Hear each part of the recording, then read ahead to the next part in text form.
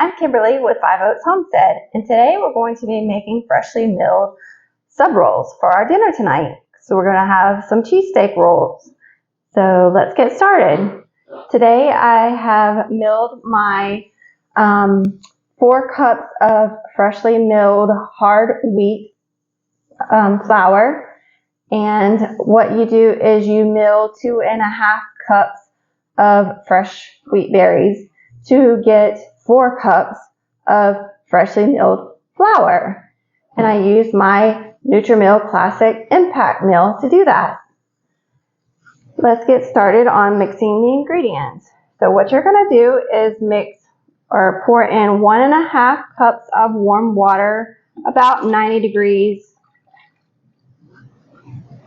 Fahrenheit.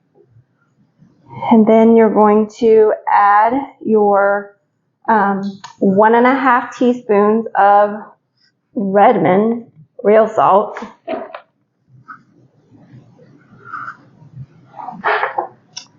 your 2 tablespoons of sugar. I use cane sugar. That's what I have on hand right at the moment. And then 3 tablespoons of olive oil.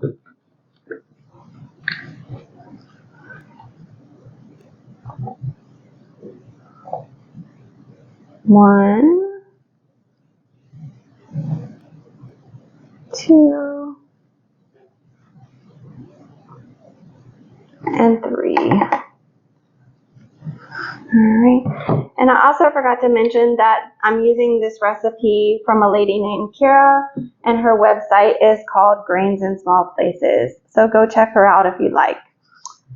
And then we're going to mix these together using my new Boss mixer.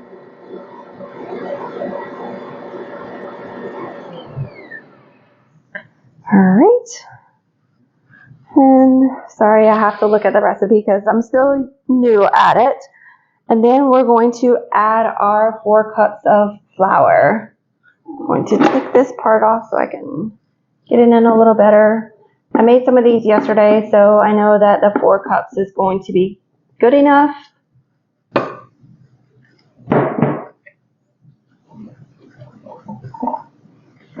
And put this back on so the flour doesn't splatter out. We're just going to mix it up again to get everything incorporated. It's going to seem a little sticky, but don't feel like you need to urge to add more flour. Right? So everything looks, well, see that some of my flour didn't mix, so let's give it a little more mix. Okay, everything's pulled off the side. All the ingredients are mixed together. Everything's wet. So what we're going to do is cover and let sit for at least 10 to 60 minutes to allow the flour to absorb all the liquids. So when you're using freshly milled flour, you need to give the flour time to absorb all the liquids before using your yeast. So we'll be back with you in about at least 60 minutes. See you soon. Alright, so welcome back. We've been letting our dough sit for about 45 minutes. So we're going to remove the cover and add our active dry instant yeast. So what I did was I bought a 2-pound bag off of Amazon for like $8, and I put it in a big mason jar and put it in the freezer, and then store a little bit in a little jar in the refrigerator because I forgot and threw away my other jar. But here we go. So we're going to add 2¼ teaspoons of our active yeast now.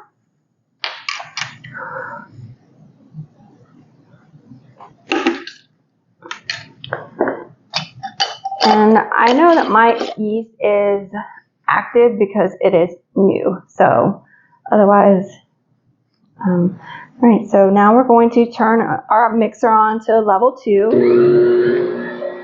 and start the kneading process.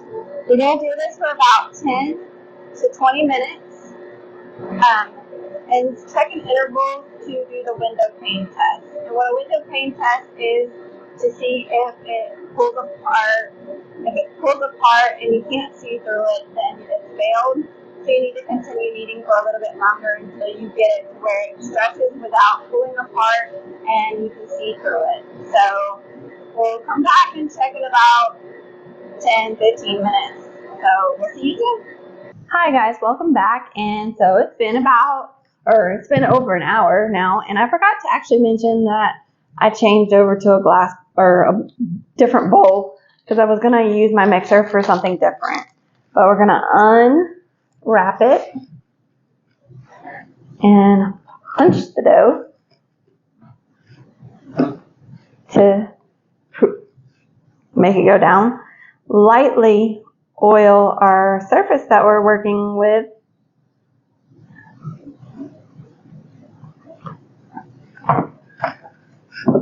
Might need a little more. You can oil the surface so it doesn't stick. She also said that she likes to oil rather than to flour, so doesn't make it as dense. So it looks pretty good. So we're gonna form it into a ball, somewhat. Flip it over.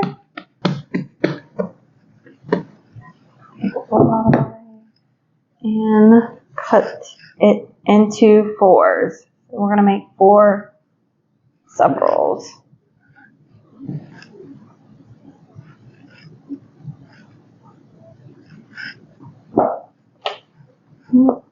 Just kind of ball them up for now.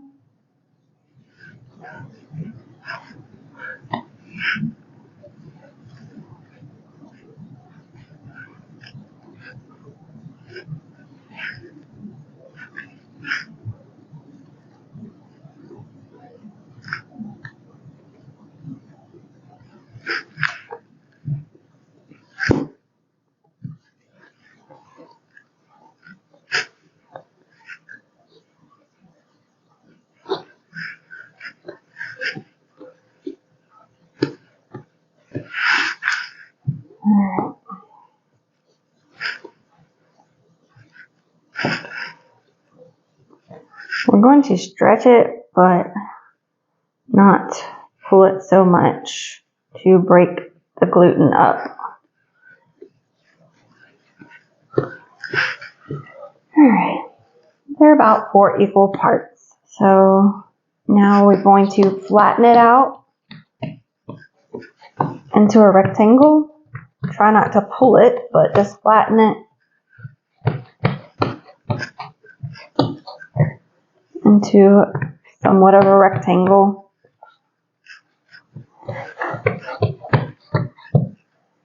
And then you tightly roll them up.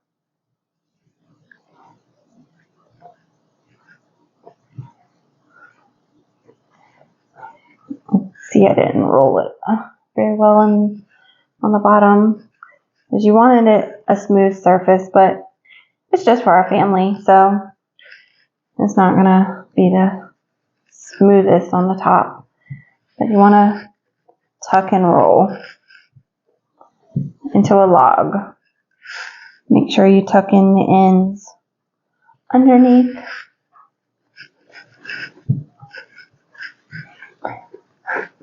And then place on your pan. You can line it with parchment paper or use a silicone baking sheet.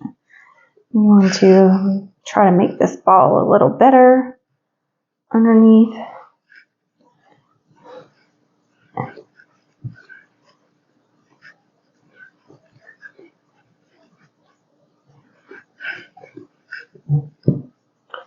All right. And then flatten it out. And you're going to do this 4 times.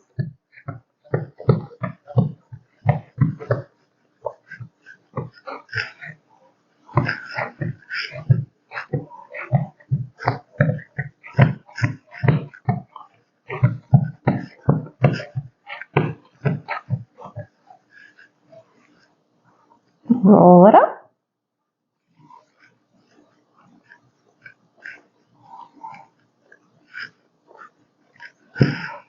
Tuck under the ends.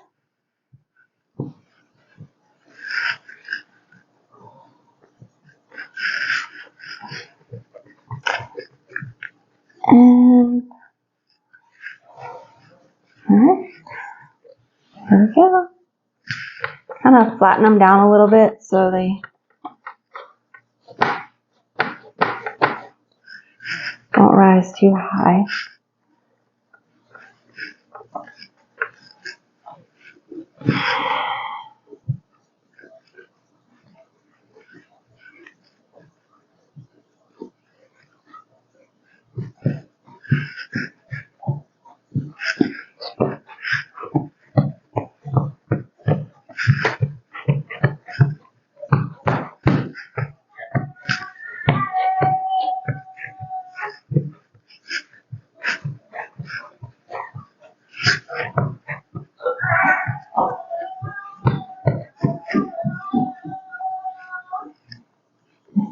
Roll it up like in a log form. Tuck in the ends.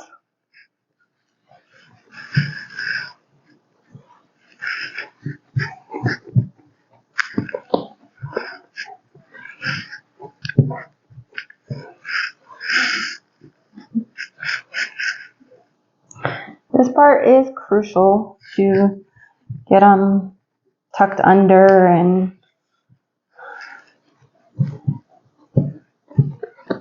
proportioned correctly. And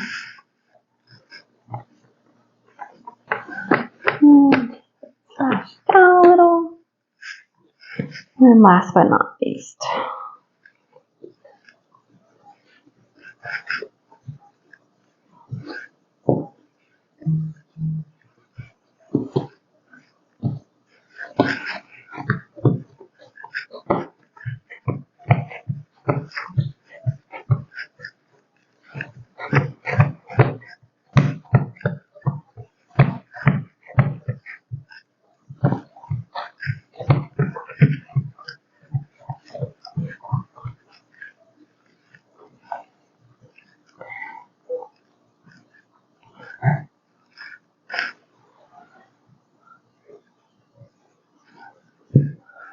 tuck under.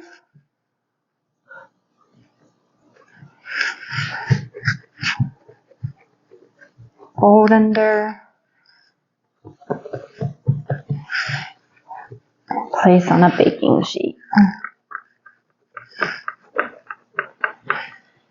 And now we cover it with parchment paper. Plastic wrap. Or you can cover it with a towel. I just had plastic wrap here.